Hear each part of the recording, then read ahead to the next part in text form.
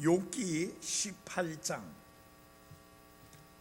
18장 5절에서 마지막 21절까지 말씀을 봉독해 드리겠습니다. 욥기 18장 5절입니다. 참으로 사악한 자의 빛은 꺼지고 그의 불꽃은 빛을 내지 아니할 것이요 광명은 그의 장막 안에서 어두워지고 그의 등잔불은 그와 더불어 꺼지며 그의 힘찬 걸음걸이는 좁아지고 그는 제 꾀에 스스로 넘어지리니 그는 자기 발로 인해 그물에 빠지고 또 올무 위를 걷는도다. 그가 발꿈치로 인해 덫에 걸리니 강도가 그를 쳐서 이기리라. 그를 노리는 올무가 땅에 놓여 있고 그를 빠뜨릴 함정이 길에 있도다. 두렵게 하는 것들이 사방에서 그를 무섭게 하고 그의 발걸음을 재촉하며 그의 기력은 굶주림으로 쇠약해지고 멸망이 그의 곁에서 기다리다가 그의 살갗의 기력을 삼키리니 고 사망에 처음 난 것이 그의 기력을 삼키리라. 그가 확신하던 것이 그의 장막에서 뽑히며 그것이 그를 공포의 왕에게로 데려가고 그의 장막에 거하리니 이는 그 장막이 그의 것이 아니기 때문이라. 유황이 그의 처소 위에 뿌려지며 밑에서는 그의 뿌리가 마르고 위에서는 그의 가지가 꺾이며 그에 대한 기억이 땅에서 사라지고 그는 거리에서 이름을 갖지 못하며 그는 빛에서 어둠으로 내몰리고 세상에서 쫓겨나며 자기 백성 가운데 아들이나 손자도 없고 또 그의 거처에 남은 자가 아무도 없으리라. 그의 뒤에 오는 자들이 그의 날을 보고 놀라되 앞서간 자들이 무서워한 것 같이 놀라리라. 21절은 같이 읽겠습니다. 큰 소리로 시작. 참으로 사악한 자의 거처들이 이러하며 하나님을 알지 못하는 자의 처소가 이러하니라 하니라. 아멘. 오늘 저 식사들을 잘 못하고 오셨어요? 힘이 좀 없으신 것 같아요. 소리가 이건 한번 큰 소리로 한번 같이 한번 해봅시다. 시작. 너희가 마땅히 어떻게 걸으며 하나님을 기쁘게 할 수 있는지 우리에게서 받았은즉 그대로 더욱더 넘치게 하라. 데살로니가 전서 4장 1절 말씀. 아멘. 앉아주시기 바랍니다. 18세기 프랑스의 무신론주의 철학자인 볼테르는 죽음을 앞두고 누워 있었습니다. 비통한 마음으로 그 무신론주의 철학자는 자신의 주치의에게 이렇게 부탁을 했습니다. 나는 하나님과 사람에게 버림을 받았소. 당신이 나를 6주만 더 살려준다면 내가 가진 것의 절반을 주겠소 라고 말했습니다. 이때 의사는 선생님, 저는 당신이 6주를 더 살게 해드릴 수 없습니다 라고 말을 했습니다. 이때 무신론주의 철학자인 볼테르는 이에 대해서 이렇게 응수했습니다. 그러면 나는 지옥으로 가게 될 것이요 그리고 당신은 나와 함께 가게 될 것이요 라고 말했습니다. 그리고 얼마 있지 않아 그는 믿음이 없는 구원받지 못한 상태로 숨을 거두었고 물론 그는 지옥에 갔을 것입니다. 하나님을 알지 못하는 자의 죽음, 하나님을 부정하는 자의 죽음은 이처럼 비참할 수밖에 없는 것입니다. 그러나 이것은 이 무신론 철학자인 볼테르에게만 있는 것이 아니라 수많은 사람들이 이 생에서 저 세상으로 갈 때 보여주는 그 모습인 것입니다. 여기 빌닷은 나머지 5절로부터 21절까지의 말씀을 통해서 하나님을 알지 못하는 사악한 자의 상태와 그의 운명에 관해서 아주 상세하게 설명을 하면서 바로 욥이 사악한 자이기 때문에 결국 욥 당신은 이런 운명을 맞이하게 될 것이요 라는 의미로 지금 5절부터 21절까지의 긴 절을 통해서 사악한 자의 상태와 운명에 대해서 설명을 하고 있습니다. 여러분들 이 설교를 들으면서 먼저 아셔야 될 것은 여기 빌닷이라고 하는 소위 욥의 친구는 욥을 어떤 사람으로 여기고 있느냐? 사악한 자로 여기고 있습니다. 그래서 그는 심판을 받아 마땅한 사람이고 하나님의 끔찍하고도 무서운 형벌을 받아 마땅한 사람이라고 판단하면서 이 말을 하고 있습니다. 자, 그의 판단이 맞는가요? 틀리는가요? 좀 크게 이야기해 보세요. 그의 판단이 맞아요? 틀려요? 그의 판단은 전혀 맞지가 않습니다. 왜냐하면 다 같이 욥기 1장 1절을 열어주시기 바랍니다. 욥기 1장 1절입니다.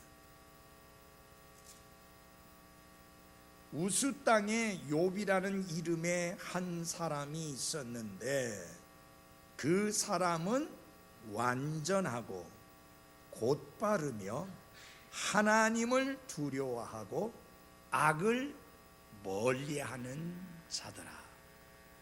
이 말씀이 8절에도 나오고 2장 3절에도 나오고 3번이나 반복해서 욥은 하나님 앞에 거룩하고 깨끗하며 구별된 삶을 산 하나님을 두려워할 줄 아는 신실한 하나님의 사람임을 누가 증언해 주느냐?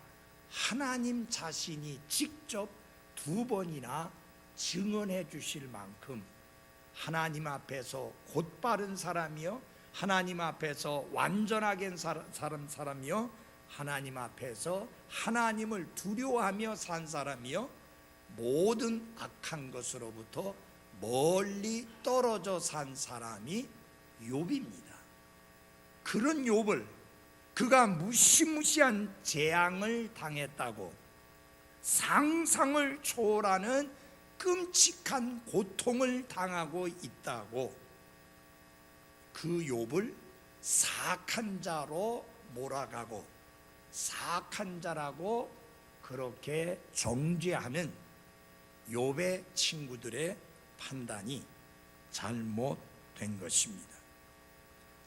물론 하나님을 알지 못하는 사악한 자가 만일 그 죄를 회개하지 않으면 반드시 망하게 된다고 하는 빌닷의 설명 속에는 상당히 많은 확실한 진리가 포함되어 있습니다.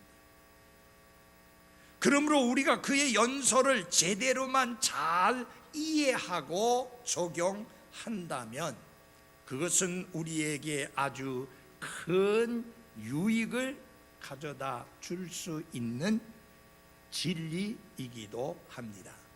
그러나 매우 조심해야 될 면이 있습니다.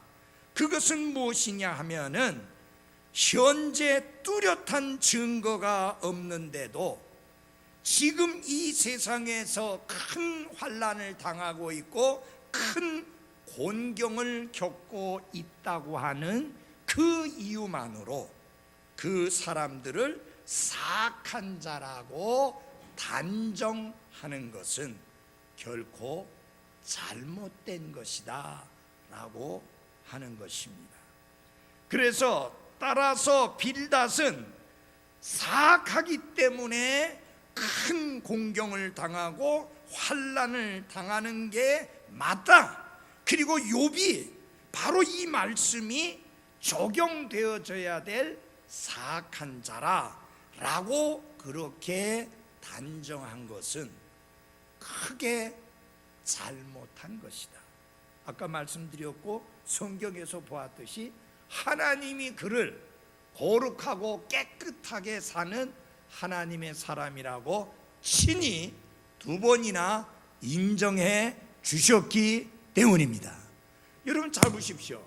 성경에서 하나님이 직접 말씀하시면서 욥처럼 완전하고 욥처럼 곧바르며 욥처럼 하나님을 두려워하고 욥처럼 악에서 떠난 자가 없다라고 이렇게 당당하게 소개해 준 하나님의 사람이 쉽지 않습니다. 여러분 요셉이 얼마나 하나님 앞에 곧바르게 살았습니까? 그러나 하나님이 그런 말씀하신 적 없어요. 다윗이 얼마나 아름답게 하나님 앞에 자신의 삶을 드리며 하나님께 순종하는 삶을 살았습니까? 그러나 하나님은 그렇게 말씀하신 적이 없어요. 그저 내 마음에 합당한 자라고 하는 표현 한마디로 표현했을 뿐입니다. 노아 대단한 사람이죠. 아브라함 하나님의 친구라는 칭호를 들었지만 하나님이 직접 아브라함처럼 곧바르며 하나님 앞에 완전하며 그리고 하나님을 두려워하며 악한 것에서 멀리 떠난 자라고 그렇게 말씀해 주신 적이 없어요. 유일하게 욥에게 그런 말씀을 하나님이 직접 하셨는데 그런 욥을 갖다가 사악한 자라고 몰아붙이며 결국 회개치 않으면 내가 내게 이야기하는 이 모든 사악한 자에게 임하는 재앙과 심판과 하나님의 엄중한 형벌이 너에게 떨어질 것이다 라고 말하는 것은 맞나요? 안 맞나요? 안 맞습니다. 그래서 이 다른 사람을 판단하고 함부로 단정하고 함부로 정죄하는 것, 이것은 아주 여러분과 제가 멀리하고 피해야 될 그런 삶의 모습이라는 것, 우리 마음속에 단단히 새길 필요가 있습니다. 자, 이 본문에 보면은 사악한 자라는 말이 많이 나오는데요, 욥기서하고 시편에 제일 많이 사악한 자라는 말이 나옵니다. wicked, 사악한 자라는 말이 많이 나와요.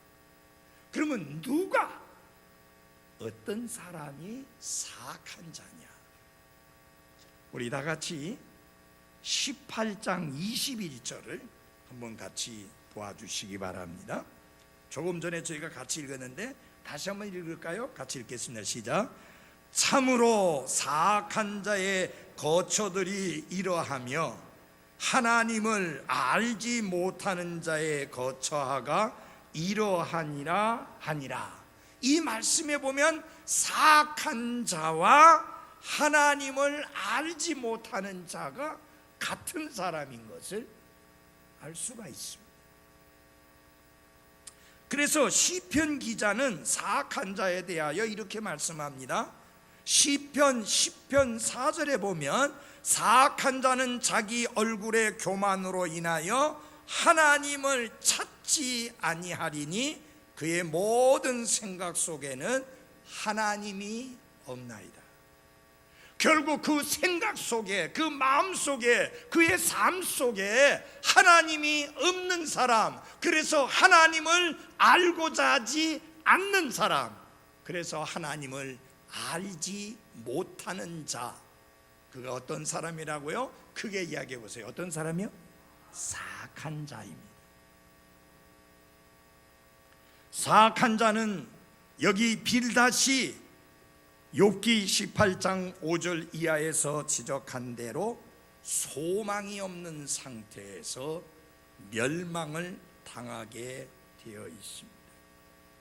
하나님 없이는 뭐도 없어요? 소망도 없습니다.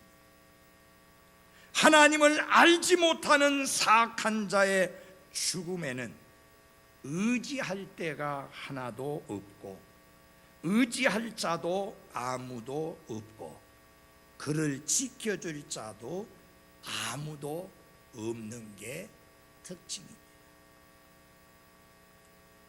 여러분, 빌닷은 욥이 하나님을 알지 못하는 사악한 자의 죽음을 당하게 될 것이라고 그렇게 믿고 단정을 했는데 아무런 희망도 없이 하나님의 어떤 도움도 받지 못하고 멸망할 것이라고 단정을 했는데, 그래서 욥이 죄를 회개하고 죄를 자백하고 죄를 버리도록 하기 위해서 사악한 자의 끔찍한 운명을 자세히 설명하는 내용이 5절부터 21절까지의 내용입니다.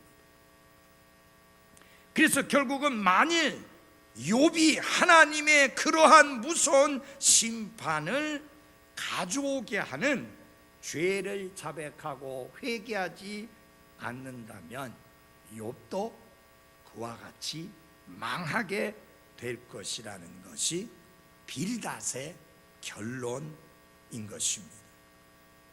그러나 물론 하나님을 알지 못하는 사악한 자가 무서운 죽음과 심판을 당하게 되는 것은 맞습니다마는 문제는 빌닷이 지적하는 것처럼 욥이 하나님을 향해서 그런 심각한 죄를 짓지 뭐예요? 아니했다는 것입니다. 그러므로 욥이 결국은 그러한 죽음을 당하는 일은 전혀 없을 것입니다. 결국은 욥의 친구인 엘리바스나 빌닷은 하나님 그리고 욥을 잘못 이해함으로 말미암아 그리고 하나님의 섭리에 대하여 제대로 알지 못함으로 인하여 이렇게 욥을 정죄하고 단죄하는 그런 악을 행하게 되는 것입니다. 자, 물론 여러분 잘 들어주십시오. 이 말씀에서 빌닷이 욥을 대상으로 해서 네가 사악한 자요, 네가 회개하지 않으면 이런 끔찍한 결과를 맞을 것이라고 엄중하게 경고하고 있습니다마는 그게 욥에게는 해당 사항이 아니지만 그러나 하나님을 알지 못하는 사악한 자에게는 맞는 말씀입니다. 그래서 이 말씀과 연결해서 여러분들에게 말씀을 드리고자 하는 내용은 무슨 제목이냐면 특별한 제목이에요. 공포의 왕 죽음. 여러분, 공포의 왕이라는 말이 나와요. The King of Terrors. 공포의 왕 죽음. 한번 말씀을 한번 찾아볼까요? 14절 보십시오. 13절부터 제가 읽어드리겠습니다. 그의 살갗의 기력을 삼키리니 곧 사망에 처음 난 것이 그의 기력을 삼키리라. 그가 확신하던 것이 그의 장막에서 뽑히며, 그 다음 같이 읽겠습니다. 시작. 그것이 그를 공포의 왕에게로 데려간다. 공포의 왕, The King of Terrors. 공포의 왕이 뭐냐? 누구냐? 죽음입니다. 그래서 오늘 저녁에는 공포의 왕 죽음이라는 제목으로 말씀을 드리면서 사악한 자, 그의 운명이 어떻게 되느냐에 대하여 말씀을 드리겠습니다. 첫 번째로 사악한 자는 무엇과 같으냐? 꺼진 불과 같다라고 하는 것입니다. 5절과 6절을 함께 보아주시기 바랍니다. 제가 읽어드리겠습니다. 참으로 사악한 자의 빛은 꺼지고 그의 불꽃은 빛을 내지 아니할 것이요 광명은 그의 장막 안에서 어두워지고 그의 등잔불은 그와 더불어 꺼지며 라고 말씀했습니다. 하나님을 알지 못하는 사악한 자는 지금 어디를 향하고 있느냐? 영원한 어둠, 흑암을 향하고 있습니다. 그래서 성경은 이 빛을 가르치는 단어를 4차례 반복을 하고 있는데, 빛이라고 하고 불꽃이라 하고 광명이라 하고 등잔불이라고 하면서 무엇을 설명하기 위해서 이것을 반복해서 말씀하고 있느냐? 사악한 자의 죽음을 설명하기 위해서 이 4가지 단어를 쓰고 있습니다. 빛, 불꽃, 광명, 등잔불. 하나님을 알지 못하는 사악한 자의 빛은 곧 꺼질 것이고 등잔불처럼 곧 꺼지게 될 것이다 라고 하는 것입니다. 그들이 기뻐하던 것, 그것은 곧 사라지게 될 것입니다. 재물이나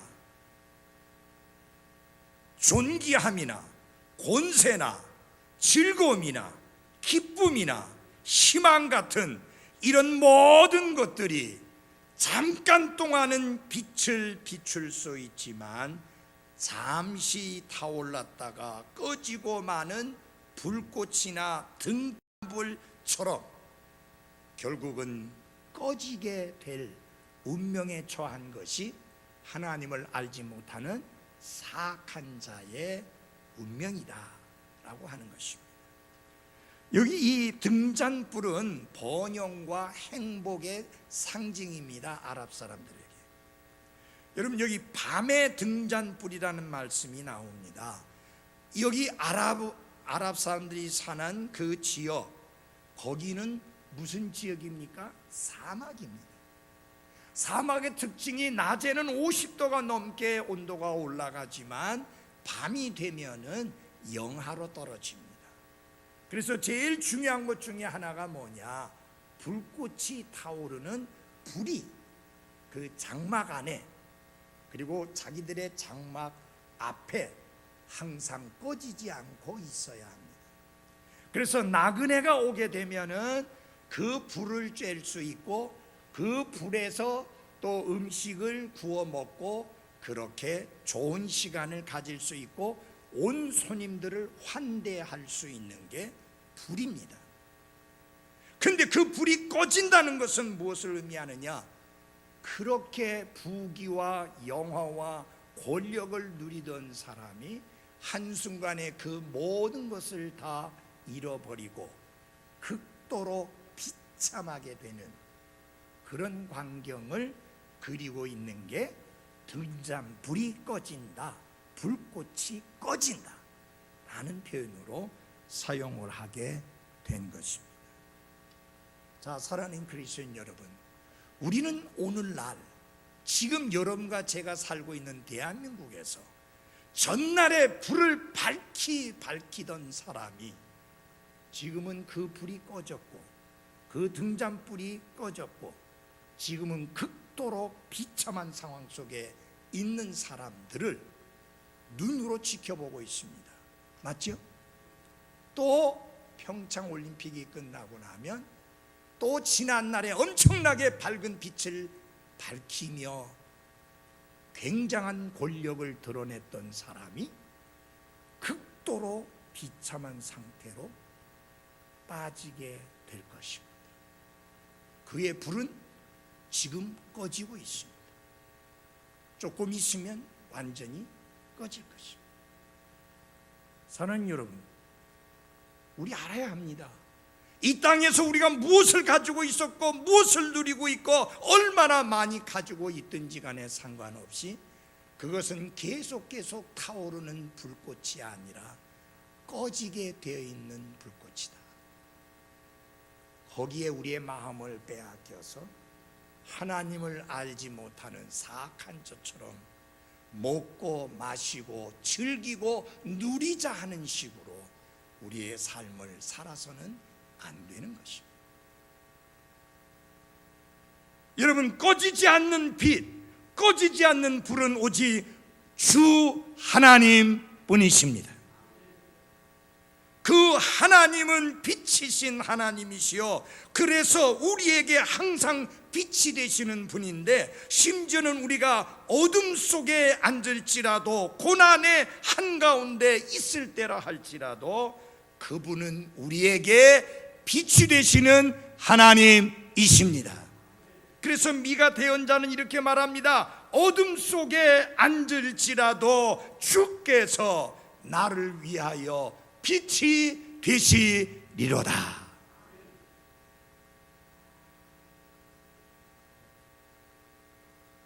한때는 나의 환대의 불이 밤에 나그네들의 칭송을 받았지만 지금은 극심한 곤궁으로 억압을 받는구나. 아랍의 시입니다. 하나님을 알지 못하는 사악한 자의 빛은 반드시 결국에는 완전히 꺼져버릴 것이기 때문에 또 다른 불을 점화시키는 데 필요한 불씨가 전혀 남아있지 않게 되기 때문에 그들의 운명이 그렇게 비참하게 된다 하는 것입니다. 그래서 성경은 그렇게 말합니다. 사악한 자가 죽으면 그의 기대하는 바가 사라지리니 불의한 자들의 소망은 사라지느니라.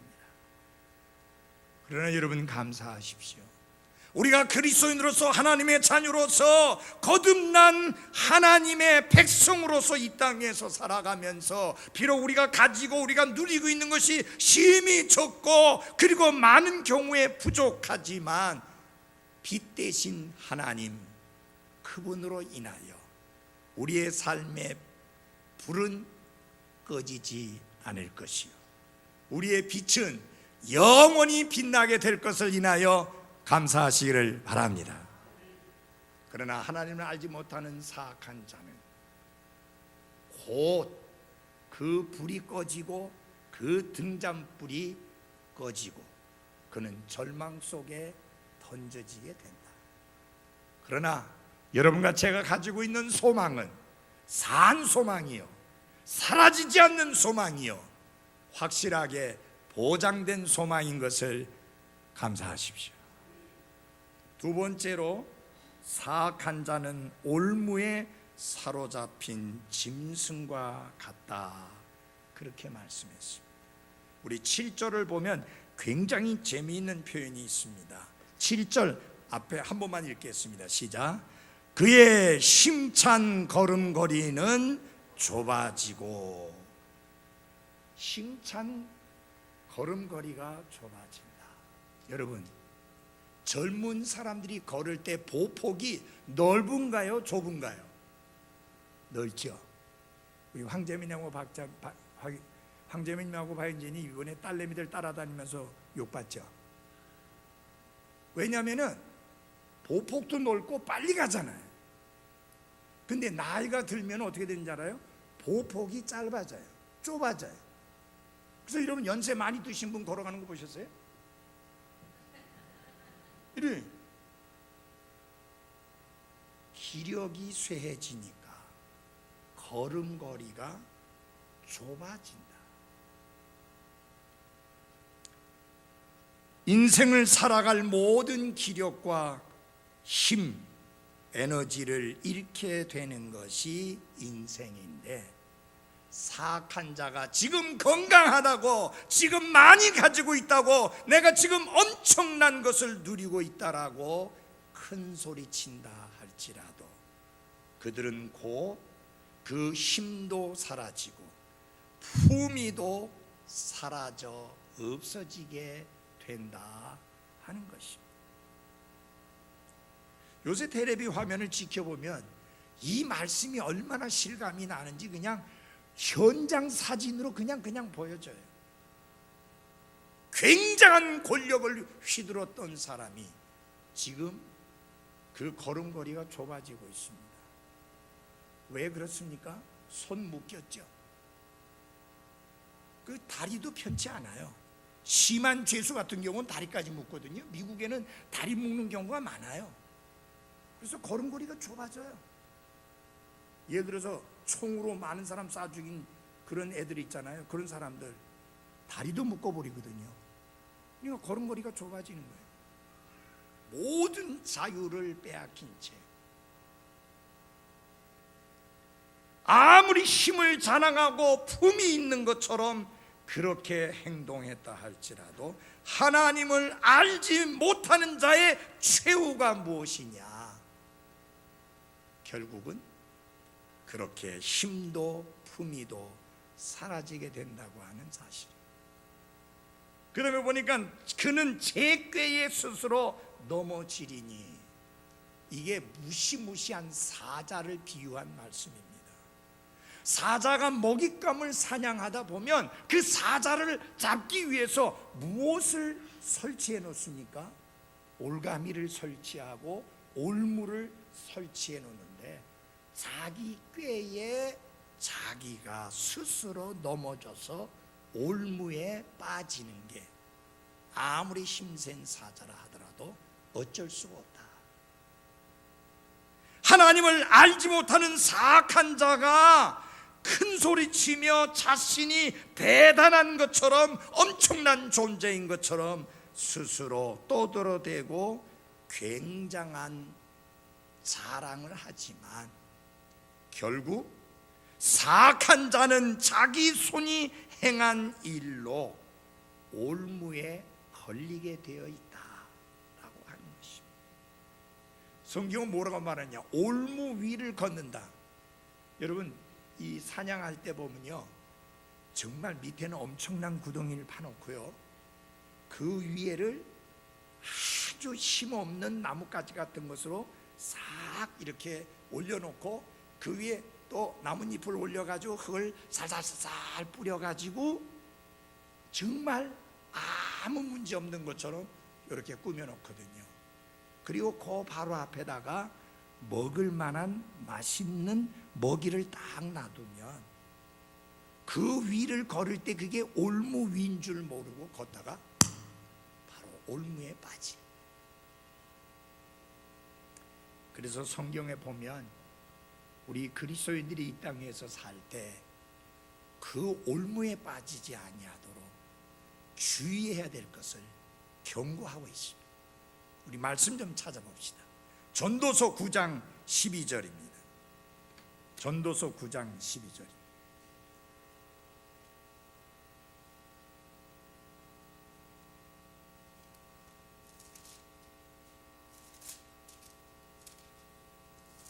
찾으셨나요? 같이 읽겠습니다. 시작. 사람도 자기 때를 알지 못하나니 물고기들이 재난의 그물에 걸리고 새들이 올무에 걸림같이 사람들의 아들들도 재난의 때에 그것이 그들에게 갑자기 닥치면 올무에 걸리느니라. 사랑하는 그리스도인 여러분, 우리를 하나님의 뜻과 하나님이 원하시는 삶에서부터 멀어지게 만드는 올무들이 곳곳에 도사리고 있다는 사실을 알아야 합니다. 눈에 보이는 이익을 위해서 그것을 쫓아가다가는 올무에 걸려 빠질 수밖에 없습니다. 성경은 이렇게 말합니다. 그들이 평안하다 안전하다 하고 말할 때에 아이벤 여자에게 해산의 고통이 임하는 것 같이 갑작스러운 파멸이 그들에게 임하나니 그들이 피하지 못하리라. 안전하다 편안하다 그렇게 말하는데 실제로는 안전하지 않고 편안하지 않을 수 있다는 겁니다. 그게 무엇의 특징이에요? 올무의 특징이에요. 그렇기 때문에 예수님께서는 깨어 있으라고 했고 정신을 차리라고 말씀을 했습니다. 그를 노리는 올무가 앞에 놓여 있다. 하나님을 알지 못하는 사악한 자, 그들 앞에 그들을 노리는 올무가 놓여 있는데 그것을 알지 못한 채 그대로 나아가는 게 하나님을 알지 못하는 사악한 자의 특징입니다. 여러분, 우리는 그렇게 살면 안 되잖아요. 우리는 정신을 차려야 되고, 우리는 깨어 있어야 되고, 우리는 조심해야 되고, 낮에와 같이 단정히 행해야 합니다. 왜? 우리는 하나님을 알지 못하는 사악한 자가 아니기 때문입니다. 그들과 똑같이 살아갈 수는 없는 것입니다.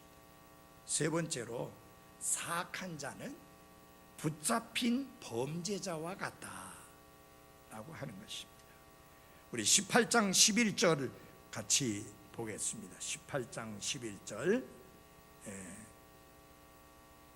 두렵게 하는 것들이 사방에서 그를 무섭게 하고 그의 발걸음을 재촉하며 그의 기력은 굶주림으로 쇠약해지고 멸망이 그의 곁에서 기다리다가 그의 살갗의 기력을 삼키리니 곧 사망에 처음 난 것이 그의 기력을 삼키리라. 하나님을 알지 못하는 사악한 자에게 두렵게 하는 것들이 사방에서 그를 무섭게 할 것이다. 여러분, 범죄자가 범죄를 저지르고 난 다음에 어떻게 합니까? 도망치고 피하여 숨습니다. 그때 그는 아무리 좋은 침대에서 잔다 할지라도, 아무리 좋은 호텔에서 잔다 할지라도, 아무리 좋은 음식을 먹는다 할지라도 내적으로는 그 마음속에 무엇이 다스리고 있느냐? 두려움이 다스리고 있습니다. 그래서 두렵게 하는 것들이 사방에서 그를 무섭게 합니다. 그러다가 그의 기력은 굶주림으로 쇠약해지고, 그렇잖아요. 여러분, 도망치다 보면 돈 떨어지고 더 이상 다른 데서 돈 충당할 방법이 없으면 먹지 못하니까 당연히 기력이 떨어질 수밖에 없습니다. 그리고 점점 멸망이 그의 곁에 기다리고 쪼여오고 있는 것을 느끼게 됩니다. 이 범죄자들의 특징이 그렇지 않습니까? 안으로는 심한 두려움 속에 떨게 되고 얼마나 마음을 졸이는지 몸마저도 쇠약해지는데, 이 사악한 자에게는요, 하나님의 심판에 관한 내용이 자신의 가슴 속에 있어서 하나님을 부정한다 하면서도 내가 이러다가 벌 받지 라는 생각들이 가슴에 딱 남아있기 때문에 사방으로 두려움에 쌓일 수밖에 없습니다. 어디를 가도 이 두려움은 하나님을 알지 못하는 사악한 자의 뒤를 따르고요, 그의 양심 속의 두려움이 그를 끊임없이 괴롭혀서 그는 결코 편안할 수가 없고요, 어디를 바라보아도 이 두려움은 그를 지켜보고 있고요, 그래서 그는 편안할 수가 없는 것입니다. 이토록 무시무시한 두려움이 그 뒤를 뒤쫓아오고 있다고 하면 어떻게 살겠습니까? 그런데 여러분, 구원받은 그리스도인인 여러분과 나에게는 평안이로다, 하늘 위로부터 내려오는 평안이라고 찬양할 수 있음을 감사하십시오. 내가 가는 길이 평탄하고 순조롭든지 큰 풍파로 어려움을 겪게 되든지 나의 혼은 늘 편하다. 얼마나 감사합니까? 나의 혼 편안해, 나의 혼 편안해. 주님이 세상이 줄 수 없는 평안을 우리에게 안겨주셨기에 우리가 그 평안 안에서 안식을 누리며 기뻐하며 감사하며 살아갈 수 있는 것을 인해 하나님께 찬양을 드리십시오. 지난 주일날 앞에, 그 앞에 주일날 우리 아이들이 찬양했잖아요. 주 찬양의 할렐루야, Praise the Lord, 할렐루야. 그 가사는 간단해요. 주 찬양해.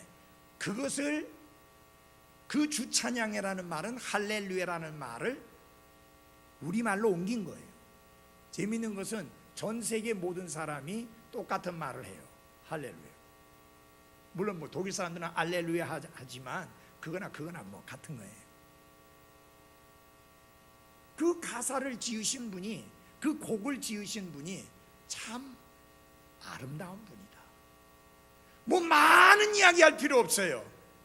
여러분과 저의 삶 속에서 오직 해야 될 것이 있다면 주님을 찬양하는 것입니다. Praise the Lord. 주님을 찬양하죠. 한 사람이 혀에 암이 생겨서 혀를 절단해내는 수술을 해야 됐는데 당신이 마지막으로 하고 싶은 말이 있거든 말을 하라고 했더니 사람이 딱 한마디 말하는 거예요. Praise the Lord. 주님을 찬양할지어다. 나는 여러분의 삶이 피곤하고 힘들고 어렵고 기력이 쇠해지고 일이 잘 안 풀리고 어려움이 지속되는 것을 경험하게 한다 할지라도 주님을 찬양합니다라고 말할 수 있는 강한 믿음의 사람들이 될 수 있기를 바랍니다. 사실 우리는 너무 쉽게 신앙생활하고 있어요. 인도의 어떤 곳에서는요, 그리스도인들이 예배를 드리고 있는데 사방으로 포위해서 불을 질러가지고 그 예배 드리던 모든 분들이 불에 타서 죽는 일을, 그런 일이 있는데 문제는요, 인도 정부가 전혀 그 일을 개입하지 않는 거예요. 지금 인도에 있는 그리스도인들만큼 생명의 위협을 느끼는 사람들이 없어요. 우리가 생각에 그렇게 되면은 너무나 많은 사람들이 예수님을 믿지 않으려고 하지만 여러분, 가장 많이 복음의 반응을 보이는 나라가 하나가 인도입니다. 한 번 설교하면 100명, 2000명씩 막 1000명씩 이렇게 구원받는 그런 역사가 일어나고 있습니다. 그런 환난과 핍박 속에서도. 그거는요, 이 땅에 어떤 사람도 설명할 수 없는 하나님의 기적적인 역사입니다. 지은주 목사님 아무래도 한국에서는 인도가 가까우니까 목사님 인도에 가십시오. 인도에 가서 복음 전하십시오. 정말 반응이 좋습니다. 거기 가서 영어로 설교하면 되잖아요. 거기는 다른 말 할 필요 없이, 통역도 필요 없이. 여러분, 우리가 주님 안에서 복음을 전하고 믿음을 지키며 영과 진리로 경배드리기 위해서 하나님의 교회에 모이며 주님을 섬기더라도, 말씀을 가르치고 전하더라도 잡혀가지 않고 감옥에 갇히지 아니하고 우리가 평안한 가운데 신앙생활할 수 있는 거 감사하십시오. 그러면서 사악한 자에게 찾아오는 끔찍한 결과에 대해서 뭐라고 말씀하느냐? 그가 확신하던 것이 그의 장막에서 뽑힐 것이다. 이것만은 틀림없다, 이것만은 확실하다, 그 무엇도 흔들어 놓지 못한다라고 생각하고 있고 확신하고 있던 것, 그게 돈일 수도 있고, 그게 명예일 수도 있고, 그게 권력일 수도 있고, 그게 건강일 수도 있는데, 직업일 수도 있고 사업일 수도 있는데, 그가 확신하던 것이 뿌리채 뽑힐 것이다. 그리고 끔찍한 것은 뭐냐? 공포의 왕에게로 데려갈 것이다. 공포의 왕이 누구예요? 죽음이에요. 여러분, 공포의 왕인 죽음의 문제를 해결하는 길은 단 하나밖에 없습니다. 사막을 이기신 분, 예수 그리스도 한 분뿐이십니다. 다 같이 히브리서 2장을 열어주시기 바랍니다. 히브리서 2장입니다.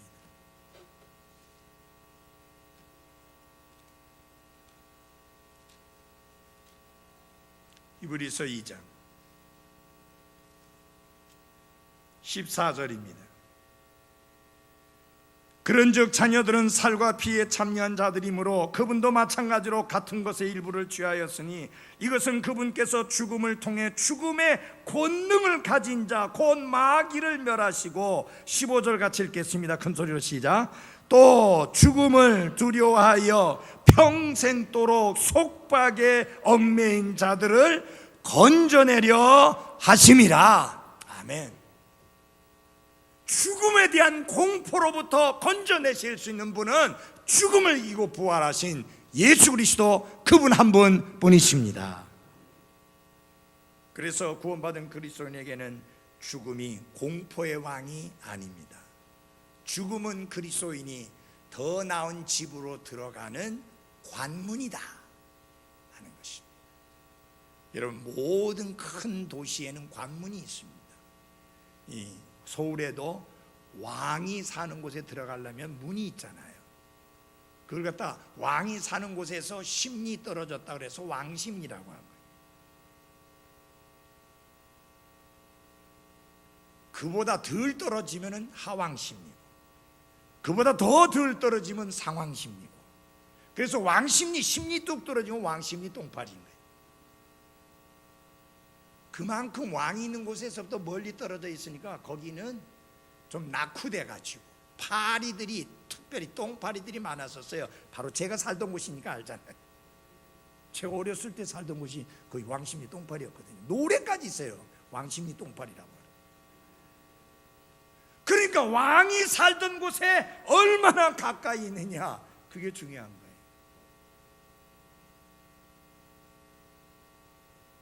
이 왕 중에 정말 가까이 하고 싶지 않은 왕이 있다면 공포의 왕, 죽음이죠.